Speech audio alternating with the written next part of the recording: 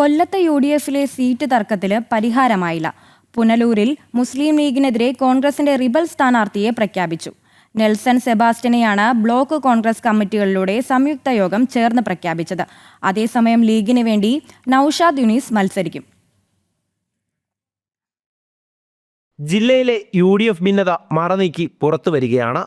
പലതവണയായി പുനലൂരിൽ മുസ്ലിം ലീഗിന് സീറ്റ് നൽകുന്നതിൽ പ്രാദേശിക കോൺഗ്രസ് നേതൃത്വം നേരത്തെ എതിർപ്പ് പ്രകടിപ്പിച്ചിരുന്നു. പിന്നാലെയാണ് ബ്ലോക്ക് കോൺഗ്രസ് കമ്മിറ്റികളുടെ സംയുക്ത യോഗം ചേർന്ന് റിബൽ സ്ഥാനാർത്ഥിയെ പ്രഖ്യാപിച്ചത്. കൊല്ലം DCC ട്രഷററും UDF പുനലൂർ നിയോജകമണ്ഡലം ചെയർമാനുമായ നെൽസൺ സെബാസ്റ്റ്യനാണ് റിബൽ സ്ഥാനാർത്ഥിയായി മത്സരിക്കുക. ഇന്ന് റോഡ് ഷോയോടെ പ്രചാരണത്തിന് തുടക്കം കുറിക്കും. അതേസമയം UDF ഇത്തവണയും സീറ്റ് ലീഗിന് തന്നെ നൽകി. ലീഗിന് വേണ്ടി നൌഷാദ് യൂനിസ് പുനലൂരിൽ മത്സരിക്കും. ലീഗ് സംസ്ഥാന നേതൃത്വം ജില്ലാ നേതൃത്വത്തെ വിവരമറിയിച്ചതിന് പിന്നാലെ സ്ഥാനാർത്ഥിയും സജീവമായി. ഇത് കോൺഗ്രസ് പ്രവർത്തകർക്കിടയിൽ വലിയ അമർഷമുണ്ടാക്കിയിട്ടുണ്ട്. അതേസമയം പുനലൂരിൽ റിബൽ സ്ഥാനാർത്ഥി മത്സരിച്ചാൽ കൊല്ലത്തെ മറ്റു മണ്ഡലങ്ങളിൽ ഉൾപ്പെടെ ലീഗ് റിബൽ സ്ഥാനാർത്ഥികളെ പ്രഖ്യാപിക്കുമെന്ന ഭീഷണിയുമുണ്ട്.